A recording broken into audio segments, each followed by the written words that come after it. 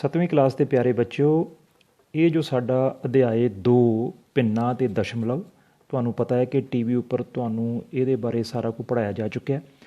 ਪਰ ਕੁਝ ਬੱਚਿਆਂ ਨਾਲ ਗੱਲ ਹੋਈ, ਕਿਸੇ ਕਾਰਨ ਕੋਈ ਚੀਜ਼ਾਂ ਕੁਝ ਬੱਚੇ ਮਿਸ ਕਰ ਗਏ। ਤਾਂ ਬੱਚਿਓ, ਹੁਣ ਅਸੀਂ ਕੀ ਕਰਾਂਗੇ ਕਿ ਇਸ ਅਧਿਆਏ ਦੇ ਵਿੱਚੋਂ ਕੁਛ ਇੱਕ ਜੋ ਖਾਸ ਮੁੱਖ ਚੀਜ਼ਾਂ ਨੇ ਉਹਨਾਂ ਦੀ ਅਸੀਂ ਦੁਬਾਰਾ ਫਿਰ ਦੁਹਰਾਈ ਕਰਾਂਗੇ। ਬੱਚਿਓ, ਤੋਂ ਸਭ ਤੋਂ ਪਹਿਲਾਂ ਭਾਗ 1 ਵਿੱਚ ਅਸੀਂ ਇਹ ਜੋ ਸ਼ਬਦ ਲਿਖਿਆ ਹੈ ਭਿੰਨਾਂ, ਇਹਦੇ ਬਾਰੇ ਬੇਟਾ ਅਸੀਂ ਫਿਰ ਦੁਬਾਰਾ ਦੁਹਰਾਵਾਂਗੇ ਕਿ ਭਿੰਨਾਂ ਅਸੀਂ ਕਿਹਨਾਂ ਨੂੰ ਕਹਿੰਦੇ ਹਾਂ, ਕਿਉਂਕਿ ਸਾਡੇ ਜੋ ਪਾਠ ਦਾ ਨਾਂ ਹੈ ਉਹ ਭਿੰਨਾਂ ਅਤੇ ਦਸ਼ਮਲਵ ਹੈ। ਤਾਂ ਸਭ ਤੋਂ ਪਹਿਲਾਂ ਭਿੰਨਾਂ ਬਾਰੇ ਜਾਣੀਏ ਕਿ ਇਹ ਕਿਹਨਾਂ ਨੂੰ ਕਿਹਾ ਜਾਂਦਾ ਹੈ। ਤਾਂ ਬੱਚਿਓ, ਜੇ ਬਿਲਕੁਲ ਸਧਾਰਨ ਰੂਪ ਵਿੱਚ ਅਸੀਂ ਸਮਝਣਾ ਹੋਵੇ ਤਾਂ ਭਿੰਨਾਂ ਅਸੀਂ ਜਿਸ ਤਰ੍ਹਾਂ ਕੁਛ ਇੱਕ ਸੰਖਿਆਵਾਂ ਲਿਖਦੇ ਹਾਂ। ਦੇਖੋ, ਜਿਸ ਤਰ੍ਹਾਂ 4/7 ਇਹ ਵੀ ਇੱਕ ਭਿੰਨ ਹੈ, 1/4 ਇਹ ਵੀ ਇੱਕ ਭਿੰਨ ਹੈ, 2/9 ਇਹ ਵੀ ਇੱਕ ਭਿੰਨ ਹੈ। ਤਾਂ ਸਭ ਤੋਂ ਪਹਿਲਾਂ ਬਿਲਕੁਲ ਸਧਾਰਨ ਰੂਪ ਵਿੱਚ ਅਸੀਂ ਵੇਖੀਏ ਕਿ ਇਹ ਜੋ ਜਿਨ੍ਹਾਂ ਨੂੰ ਅਸੀਂ ਆਮ ਤੌਰ 'ਤੇ ਬਟਿਆਂ ਵਾਲੀਆਂ ਰਕਮਾਂ ਕਹਿ ਦਿੰਦੇ ਹਾਂ, ਇਹ ਬੱਚੋ ਮੈਂ ਸਾਰੀਆਂ ਇੱਥੇ ਭਿੰਨਾਂ ਲਿਖੀਆਂ ਹਨ। ਹੁਣ ਅਸੀਂ ਜਾਣਨਾ ਹੈ ਕਿ ਇਹ ਸਾਨੂੰ ਇਸ ਤਰ੍ਹਾਂ ਲਿਖਣ ਦੀ ਜ਼ਰੂਰਤ ਕਿਉਂ ਪਈ, ਕਿਉਂ ਅਸੀਂ ਇਸ ਤਰ੍ਹਾਂ ਬਟਿਆਂ ਵਿੱਚ ਰਕਮਾਂ ਨੂੰ ਲਿਖਦੇ ਹਾਂ। ਤਾਂ ਬੱਚਿਓ, ਇਹਦੇ ਲਈ ਅਸੀਂ ਕੁਝ ਇੱਕ ਉਦਾਹਰਨਾਂ ਲੈਂਦੇ ਹਾਂ। ਜਿਸ ਤਰ੍ਹਾਂ ਦੇਖੋ, ਇੱਥੇ ਕੋਈ ਨਮੂਨੇ ਬਣੇ ਹੋਏ ਨੇ। ਜਿਸ ਤਰ੍ਹਾਂ ਇਹ ਪਹਿਲੀ ਤਰ੍ਹਾਂ ਦੇ 2 ਨਮੂਨੇ ਆ। ਅਗਰ ਇਹਨਾਂ ਦੀ ਅਸੀਂ ਗਿਣਤੀ ਕਰਨੀ ਹੋਵੇ, ਅਸੀਂ ਕਹਾਂਗੇ 1 2, ਇਹ ਸਾਡੇ ਕੋਲ 2 ਇਸ ਤਰ੍ਹਾਂ ਦੇ ਨਿਸ਼ਾਨ ਨੇ, ਨਮੂਨੇ ਨੇ। ਅੱਗੇ ਬੱਚਿਓ, ਜਿਹੜੇ ਇਹ ਚਿੰਨ੍ਹ ਬਣੇ ਹੋਏ ਨੇ, ਜੇ ਇਹਨਾਂ ਨੂੰ ਗਿਣੀਏ 1 2 3, ਅਸੀਂ ਕਹਾਂਗੇ ਸਾਡੇ ਕੋਲ ਇੱਥੇ ਇਹ 3 ਨਮੂਨੇ ਨੇ। ਇਸ ਤਰ੍ਹਾਂ ਬੱਚਿਓ, ਜਿਸ ਤਰ੍ਹਾਂ ਕੁਛ ਚੀਜ਼ ਬਣੀ ਹੋਈ ਹੈ, ਇਹਨੂੰ ਗਿਣੀਏ 1 2 3 4, ਤਾਂ ਅਸੀਂ ਕਹਾਂਗੇ ਇਹ ਸਾਡੇ ਕੋਲ ਇਹ 4 ਇੱਥੇ ਨਮੂਨੇ ਹਨ। ਇਸ ਤਰ੍ਹਾਂ ਬੱਚਿਓ, ਕੋਈ ਵੀ ਚੀਜ਼ ਹੈ, ਜਿਸ ਤਰ੍ਹਾਂ ਦੇਖੋ ਆਹ ਸਾਡੇ ਕੋਲ ਇਹ 2 ਪੈਨ ਹਨ, ਤਾਂ ਅਸੀਂ ਇਹਨਾਂ ਦੀ ਗਿਣਤੀ ਇਸ ਤਰ੍ਹਾਂ ਦੱਸ ਦਿੰਦੇ ਹਾਂ ਕਿ ਇਹ ਸਾਡੇ ਕੋਲ 2 ਪੈਨ ਹਨ। ਹੁਣ ਬੱਚਿਓ, ਅਸੀਂ ਭਿੰਨਾਂ ਨੂੰ ਸਮਝਣਾ ਹੈ। ਦੇਖੋ ਬੱਚਿਓ, ਜਿਸ ਤਰ੍ਹਾਂ ਆਹ ਇੱਕ ਇੱਥੇ ਡੱਬਾ ਬਣਿਆ ਹੋਇਆ ਹੈ, ਤਾਂ ਅਸੀਂ ਕਹਿ ਦਿੰਦੇ ਹਾਂ ਕਿ ਇਹ ਸਾਡੇ ਕੋਲ ਇੱਕ ਡੱਬਾ ਹੈ। ਹੁਣ ਬੇਟਾ ਦੇਖੋ, ਅਗਰ ਅਸੀਂ ਇਸ ਡੱਬੇ ਨੂੰ ਪੂਰੇ ਬਰਾਬਰ 3 ਭਾਗਾਂ 'ਚ ਵੰਡ ਦਈਏ। ਦੇਖੋ, ਜਿਸ ਤਰ੍ਹਾਂ ਮੈਂ ਇਹ ਲੀਕਾਂ ਮਾਰ ਕੇ ਇਹਨੂੰ 3 ਹਿੱਸਿਆਂ ਵਿੱਚ ਵੰਡ ਦਿੱਤਾ। ਡੱਬਾ ਪਹਿਲਾਂ 1 ਸੀ, ਅਸੀਂ ਇਹਨੂੰ ਬਰਾਬਰ 3 ਭਾਗਾਂ 'ਚ ਵੰਡ ਦਿੱਤਾ। ਤਾਂ ਬੱਚਿਓ, ਹੁਣ ਹੋਇਆ ਕਿ ਅਸੀਂ ਇਹ ਤਿੰਨੇ ਹਿੱਸੇ ਗਿਣ ਸਕਦੇ ਹਾਂ, 1 2 3। ਪਰੰਤੂ ਬੱਚਿਓ, ਇਸ ਨੂੰ ਲਿਖਾਂਗੇ ਕਿਵੇਂ? ਤਾਂ ਬੇਟਾ, ਇਸ ਨੂੰ ਅਸੀਂ ਲਿਖਣਾ ਕਿਵੇਂ ਆ? ਕਿਉਂਕਿ ਸਾਨੂੰ ਪਤਾ ਹੈ ਕਿ ਜੋ ਇਹ 3 ਡੱਬੇ ਆਏ ਨੇ, ਇਹ ਇਸ ਵੱਡੇ ਡੱਬੇ ਨੂੰ ਬਰਾਬਰ ਭਾਗਾਂ ਵਿੱਚ ਵੰਡਣ ਕਰਕੇ ਆਏ ਹਨ। ਤਾਂ ਬੱਚਿਓ, ਇਸੇ ਤਰ੍ਹਾਂ ਹੀ ਅਸੀਂ ਇਸ ਨੂੰ ਲਿਖਣਾ ਹੈ। ਅਸੀਂ ਫਿਰ ਹਰ ਇੱਕ ਡੱਬੇ ਨੂੰ ਲਿਖਾਂਗੇ, ਕਿਉਂਕਿ ਇਹ ਇੱਕ ਵੱਡੇ ਡੱਬੇ ਦਾ ਹਿੱਸਾ ਹੈ। ਤਾਂ ਅਸੀਂ ਇਹਨੂੰ ਲਿਖਾਂਗੇ 1/3। ਇਹ ਡੱਬਾ, ਇਹ ਵੀ 1/3। ਆਹ ਵਾਲਾ ਡੱਬਾ, ਇਹ ਵੀ 1/3। ਤਾਂ ਬੱਚਿਓ, ਹੁਣ ਇੱਥੇ ਸਾਨੂੰ ਇਸ ਢੰਗ ਨਾਲ ਇਹਨਾਂ ਡੱਬਿਆਂ ਬਾਰੇ ਲਿਖਣਾ ਪਿਆ ਕਿ ਉੱਪਰ ਵਾਲੇ ਦਾ 1 ਦਾ ਕੀ ਭਾਵ ਹੈ ਕਿ ਇਹ ਜੋ ਇੱਕ ਵੱਡਾ ਡੱਬਾ ਹੈ, ਥੱਲੇ 3 ਲਿਖਿਆ ਹੈ। ਇਹਦਾ ਮਤਲਬ ਕੀ ਹੈ ਕਿ ਜੋ ਵੱਡਾ ਡੱਬਾ ਸੀ ਉਸ ਨੂੰ ਅਸੀਂ 3 ਬਰਾਬਰ ਭਾਗਾਂ ਵਿੱਚ ਵੰਡ ਦਿੱਤਾ। ਤਾਂ ਹਰ ਭਾਗ ਬੇਟਾ ਇਸ ਵੱਡੇ ਡੱਬੇ ਦਾ ਹਿੱਸਾ ਹੈ ਔਰ ਬਰਾਬਰ ਹਿੱਸਾ ਹੈ। ਤਾਂ ਇੱਥੋਂ ਬੱਚਿਓ ਸਾਨੂੰ ਸਮਝ ਲੱਗ ਜਾਏਗੀ ਕਿ ਸਾਨੂੰ ਭਿੰਨਾਂ ਦੀ ਜ਼ਰੂਰਤ ਕਿਉਂ ਪੈਂਦੀ ਹੈ। ਇਸ ਤਰ੍ਹਾਂ ਬੱਚਿਓ, ਇਹ ਡੱਬਾ ਵੀ 1/3 ਹੈ, ਇਹ ਵੀ 1/3 ਹੈ, ਇਹ ਵੀ 1/3 ਹੈ। ਇਸ ਤਰ੍ਹਾਂ ਬੱਚਿਓ, ਇੱਕ ਹੋਰ ਉਦਾਹਰਨ ਲੈ ਲਈਏ। ਇੱਥੇ ਬੱਚਿਓ, ਇਹ ਸਾਡੇ ਕੋਲ ਇੱਕ ਚੱਕਰ ਹੈ, ਤਾਂ ਅਸੀਂ ਇਸ ਨੂੰ ਇੰਝ ਲਿਖਾਂਗੇ ਵੀ ਸਾਡੇ ਕੋਲ ਇੱਕ ਚੱਕਰ ਹੈ। ਤਾਂ ਬੱਚਿਓ, ਹੁਣ ਅਸੀਂ ਕੀ ਕਰਦੇ ਹਾਂ ਕਿ ਇਸ ਚੱਕਰ ਦੇ ਕੁਛ ਭਾਗ ਕਰ ਦਈਏ ਅਸੀਂ, ਬਰਾਬਰ ਭਾਗ। ਤਾਂ ਦੇਖੋ ਬੱਚਿਓ, ਮੈਂ ਇਸ ਤਰ੍ਹਾਂ ਇਹ ਇੱਕ ਲਕੀਰ ਮਾਰ ਦਿੱਤੀ। ਤਾਂ ਬੱਚਿਓ, ਹੋਇਆ ਕਿ ਇਸ ਇੱਕ ਚੱਕਰ ਨੂੰ ਅਸੀਂ ਬਿਲਕੁਲ 2 ਬਰਾਬਰ ਭਾਗਾਂ ਵਿੱਚ ਵੰਡ ਦਿੱਤਾ। ਹਰ ਭਾਗ ਨੂੰ ਅਸੀਂ ਕਿਵੇਂ ਦੱਸਾਂਗੇ? ਕਿਉਂਕਿ ਜੋ ਹਰ ਛੋਟਾ ਭਾਗ ਹੈ ਉਹ ਇਸ ਵੱਡੇ ਚੱਕਰ ਦਾ ਹਿੱਸਾ ਹੈ। ਤਾਂ ਬੱਚਿਓ, ਕਿਉਂਕਿ ਇੱਥੇ ਵੱਡੇ ਚੱਕਰ ਦੇ 2 ਭਾਗ ਅਸੀਂ ਕੀਤੇ, ਬਰਾਬਰ ਕੀਤੇ, ਤਾਂ ਅਸੀਂ ਹਰ ਭਾਗ ਨੂੰ ਕਹਾਂਗੇ 1/2। ਇਹ ਭਾਗ ਵੀ ਹੋਇਆ 1/2। ਹੁਣ ਬੱਚਿਓ, ਅਗਰ ਅਸੀਂ ਹੋਰ ਇਸ ਦੇ ਭਾਗ ਕਰ ਦਈਏ ਬਰਾਬਰ, ਦੇਖੋ ਇੱਧਰ ਨੂੰ ਅਸੀਂ ਇਸ ਢੰਗ ਨਾਲ ਲੀਕ ਮਾਰ ਦਈਏ।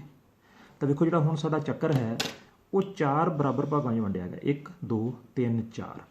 ਤਾਂ ਬੇਟਾ ਹਰ ਭਾਗ ਨੂੰ ਅਸੀਂ ਕਿਵੇਂ ਲਿਖਾਂਗੇ 1 ਬਟਾ, ਕਿਉਂਕਿ 4 ਬਰਾਬਰ ਹਿੱਸੇ ਨੇ 1 ਬਟਾ 4। ਤਾਂ ਆਹ ਵਾਲਾ ਭਾਗ ਵੀ ਸਾਡੇ ਕੋਲ 1 ਬਟਾ 4 ਹੈ, ਇਹ ਵੀ 1 ਬਟਾ 4 ਹੈ, ਇਹ ਵੀ ਸਾਡੇ ਕੋਲ 1 ਬਟਾ 4 ਹੈ, ਇਹ ਵੀ ਸਾਡੇ ਕੋਲ 1 ਬਟਾ 4 ਹੈ। ਤਾਂ ਹੁਣ ਬੱਚੋ ਤੁਸੀਂ ਇਹੋ ਜਿਹੀਆਂ ਰਕਮਾਂ ਨੂੰ, ਸੰਖਿਆਵਾਂ ਨੂੰ ਪਛਾਣਨ ਲੱਗ ਪਏ ਹੋ। ਹੁਣ ਤੁਹਾਨੂੰ ਗੱਲ ਸਮਝ ਆਉਣ ਲੱਗ ਪਏਗੀ ਕਿ 1 ਬਟਾ 2 ਇਹ ਵੀ ਇੱਕ ਭਿੰਨ ਹੈ, ਇਹ ਵੀ ਭਿੰਨ ਹੈ, ਇਹ ਵੀ ਭਿੰਨ ਹੈ, ਇਹ ਵੀ ਭਿੰਨ ਹੈ, ਔਰ ਤੁਹਾਨੂੰ ਨਾਲ ਦੀ ਨਾਲ ਇਹਦਾ ਮਤਲਬ ਵੀ ਸਮਝ ਆਏਗਾ ਕਿ ਕਿਸੇ ਇੱਕ ਵਸਤੂ ਦੇ ਅਸੀਂ 2 ਬਰਾਬਰ ਭਾਗ ਕੀਤੇ ਸੀ, ਹਰ ਭਾਗ ਨੂੰ ਅਸੀਂ ਕਹਾਂਗੇ 1 ਬਟਾ 2। ਇੱਥੇ 3 ਬਰਾਬਰ ਭਾਗ ਕੀਤੇ, ਇੱਥੇ 4 ਕੀਤੇ, ਇੱਥੇ 9 ਕੀਤੇ। ਹੁਣ ਬੱਚੋ ਅਸੀਂ ਇਸ ਤੋਂ ਅੱਗੇ ਸਮਝ ਗਏ ਕਿ ਜੋ ਸਾਨੂੰ ਇਸ ਢੰਗ ਨਾਲ ਲਿਖਣਾ ਪੈਂਦਾ 2 ਬਟਾ 3 ਜਾਂ 3 ਬਟਾ 4 ਜਾਂ 5 ਬਟਾ 9, ਇਹਦੀ ਜ਼ਰੂਰਤ ਕਿਉਂ ਪੈਂਦੀ ਹੈ, ਅਸੀਂ ਹੁਣ ਇਹਦੇ ਬਾਰੇ ਸਮਝਾਂਗੇ।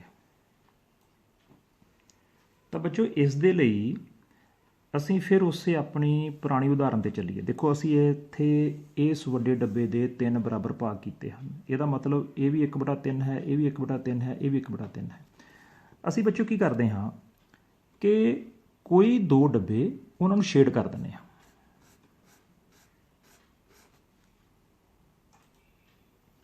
ਤਾਂ ਬੱਚੋ ਇਸ ਤਰ੍ਹਾਂ ਜਦੋਂ ਅਸੀਂ ਇਹ 2 ਭਾਗ ਸ਼ੇਡ ਕਰ ਦਿੱਤੇ ਤਾਂ ਅਸੀਂ ਦੇਖੀਏ ਕਿ 3 ਭਾਗਾਂ ਵਿੱਚੋਂ ਅਸੀਂ 2 ਭਾਗ ਸ਼ੇਡ ਕਰ ਲਏ ਨੇ ਔਰ 1 ਭਾਗ ਖਾਲੀ ਰਹਿਣ ਦਿੱਤਾ ਹੈ।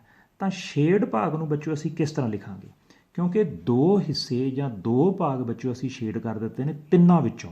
ਟੋਟਲ 3 ਭਾਗ ਸਨ, ਅਸੀਂ ਉਹਦੇ ਵਿੱਚੋਂ 2 ਭਾਗ ਸ਼ੇਡ ਕਰ ਦਿੱਤੇ। ਤਾਂ ਫਿਰ ਬੱਚੋ ਅਸੀਂ ਕੀ ਲਿਖਾਂਗੇ 2 ਬਟਾ 3। ਇਸ ਤਰ੍ਹਾਂ ਬੱਚੋ ਜਿਹੜਾ ਖਾਲੀ ਭਾਗ ਹੈ ਇਹ ਕਿੰਨੇ ਭਾਗ ਨੇ, ਦੇਖੋ 1 2 3 ਭਾਗ ਸੀ, ਤਿੰਨਾਂ 'ਚੋਂ 1 ਖਾਲੀ ਹੈ। ਤਾਂ ਬੱਚੋ ਅਸੀਂ 1 ਬਟਾ ਇੱਥੇ 3 ਲਿਖਾਂਗੇ। ਇਸ ਤਰ੍ਹਾਂ ਬੱਚੋ ਤੁਸੀਂ ਦੇਖੋ ਜੋ ਸਾਡਾ ਇਹ ਚੱਕਰ ਹੈ, ਇੱਕ ਚੱਕਰ ਦੇ ਅਸੀਂ ਬਰਾਬਰ 4 ਭਾਗ ਕੀਤੇ ਹੋਏ ਨੇ, ਹਰ ਭਾਗ 1 ਬਟਾ 4 1 ਬਟਾ 4 1 ਬਟਾ 4 ਹੈ। ਪਰ ਅਸੀਂ ਵੇਖੀਏ ਵੀ ਇਹਦੇ 'ਚੋਂ ਸ਼ੇਡ ਕਿੰਨੇ ਕੀਤੇ ਹੋਏ ਨੇ, 4 ਦੇ ਵਿੱਚੋਂ 2 ਭਾਗ ਸ਼ੇਡ ਨੇ। ਤਾਂ ਬੱਚੋ ਅਸੀਂ ਸ਼ੇਡ ਕੀਤੇ ਭਾਗ ਨੂੰ ਲਿਖਾਂਗੇ 2 ਬਟਾ 4 ਕੇ ਇਹ ਦੋਨੋਂ ਮਿਲ ਕੇ 2 ਬਟਾ 4 ਬਣਦੇ ਨੇ। ਇਸ ਤਰ੍ਹਾਂ ਬੱਚੋ ਜਿਹੜੇ ਖਾਲੀ ਨੇ ਉਹ ਵੀ 2 ਨੇ, ਤਾਂ ਉਹਨਾਂ ਨੂੰ ਵੀ ਅਸੀਂ 2 ਬਟਾ 4 ਲਿਖਾਂਗੇ। ਦੋਨੋਂ ਮਿਲ ਕੇ ਇਹ 2 ਬਟਾ 4 ਨੇ। ਜੇ ਅਸੀਂ ਦੱਸਣਾ ਹੋਵੇ ਕਿ 2 ਬਟਾ 4 ਕੀ ਚੀਜ਼ ਆ, ਅਸੀਂ ਕਹਾਂਗੇ ਆਹ ਦੋਨੋਂ ਖਾਲੀ ਭਾਗ ਮਿਲ ਕੇ 2 ਬਟਾ 4 ਬਣਦੇ ਹਨ। ਇਸ ਤਰ੍ਹਾਂ ਬੱਚੋ ਇੱਕ ਹੋਰ ਉਦਾਹਰਨ ਵੇਖੋ, ਅਸੀਂ ਇਸ ਇੱਕ ਵੱਡੇ ਡੱਬੇ ਨੂੰ 14 ਬਰਾਬਰ ਭਾਗਾਂ 'ਚ ਵੰਡਿਆ। ਤਾਂ ਇਹਦਾ ਮਤਲਬ ਹਰ ਭਾਗ ਹੈ ਉਹ 1 ਬਟਾ 14 ਹੈ, ਕਿਉਂਕਿ 14 ਟੋਟਲ ਭਾਗ ਕੀਤੇ ਗਏ ਇੱਕ ਵੱਡੀ ਚੀਜ਼ ਦੇ। ਇਹ ਵੀ 1 ਬਟਾ 14 ਹੈ, ਇਹ ਵੀ 1 ਬਟਾ 14 ਹੈ, ਇਹ ਵੀ 1 ਬਟਾ 14 ਹੈ। ਮੰਨ ਲਓ ਬੱਚੋ ਮੈਂ ਕੁਛ ਇੱਕ ਡੱਬਿਆਂ 'ਤੇ ਇਸ ਤਰ੍ਹਾਂ ਨਿਸ਼ਾਨ ਲਗਾ ਦਿੰਦਾ। ਹੁਣ ਦੇਖੋ ਮੈਂ ਕਿੰਨੇ ਡੱਬਿਆਂ ਨਿਸ਼ਾਨ ਲਗਾਇਆ, 1 2 3 4 5 6 7, ਮੰਨ ਲਓ ਇੱਕ ਹੋਰ ਲਾ ਦਿੰਦੇ ਆ 8, ਹੋਰ ਲਾ ਦਿੰਦੇ ਆ 9। ਤਾਂ ਬੱਚੋ ਜਿਹੜੇ ਨਿਸ਼ਾਨ ਲੱਗੇ ਡੱਬੇ ਹਨ ਉਹਨਾਂ ਨੂੰ ਅਸੀਂ ਲਿਖਾਂਗੇ 9 ਬਟਾ 14, ਔਰ ਜਿਨ੍ਹਾਂ ਦੇ ਨਿਸ਼ਾਨ ਨਹੀਂ ਲੱਗੇ 1 2 3 4 5, ਉਹਨਾਂ ਨੂੰ ਅਸੀਂ ਲਿਖਾਂਗੇ 5 ਬਟਾ 14। ਇਸ ਤਰ੍ਹਾਂ ਬੱਚੋ ਇਹ ਭਿੰਨਾਂ ਜੋ ਹਨ ਉਹਨਾਂ ਨੂੰ ਅਸੀਂ ਲਿਖਦੇ ਹਾਂ। ਔਰ ਜਿਹੜੀ ਗੱਲ ਇੱਕ ਤੁਸੀਂ ਪਹਿਲਾਂ ਹੀ ਜਾਣਦੇ ਹੋ ਕਿ ਜਦੋਂ ਵੀ ਅਸੀਂ ਇਸ ਤਰ੍ਹਾਂ ਭਿੰਨ ਲਿਖਦੇ ਹਾਂ ਜਾਂ ਬਟਿਆਂ ਵਾਲੀ ਰਕਮ ਲਿਖਦੇ ਹਾਂ ਤਾਂ ਬੱਚੋ ਜਿਹੜਾ ਉਤਲਾ ਭਾਗ ਹੈ ਉਸ ਨੂੰ ਅਸੀਂ ਅੰਸ਼ ਕਹਿੰਦੇ ਹਾਂ, ਔਰ ਹੇਠਾਂ ਵਾਲੇ ਭਾਗ ਨੂੰ ਅਸੀਂ ਕੀ ਕਹਿੰਦੇ ਹਾਂ, ਹਰ ਕਹਿੰਦੇ ਹਾਂ। ਤਾਂ ਬੱਚੋ ਅੱਗੇ ਭਿੰਨਾਂ ਦੀਆਂ ਕਿਸਮਾਂ ਦੇ ਵਿੱਚ ਅਸੀਂ ਇਹਨਾਂ ਦੋਨਾਂ ਬਾਰੇ ਜਾਣਕਾਰੀ ਲਈਏ। ਇਹ ਮੈਂ ਲਿਖੀਆਂ ਹਨ ਉਚਿਤ ਭਿੰਨਾਂ ਔਰ ਦੂਜੀਆਂ ਮੈਂ ਲਿਖੀਆਂ ਹਨ ਅਨੁਚਿਤ ਭਿੰਨਾਂ। ਤਾਂ ਬੱਚੋ ਇੱਥੇ ਮੈਂ ਕੋਈ 2 ਭਿੰਨਾਂ ਲਿਖਦਾ ਹਾਂ, ਜਿਸ ਤਰ੍ਹਾਂ 3 ਬਟਾ 8 ਔਰ ਦੂਸਰੀ ਮੈਂ ਲਿਖਦਾ ਹਾਂ 8 ਬਟਾ 3। ਤਾਂ ਬੱਚੋ ਇਹਨਾਂ 'ਚ ਫਰਕ ਦੇਖੀਏ, ਫਰਕ ਕੀ ਹੈ।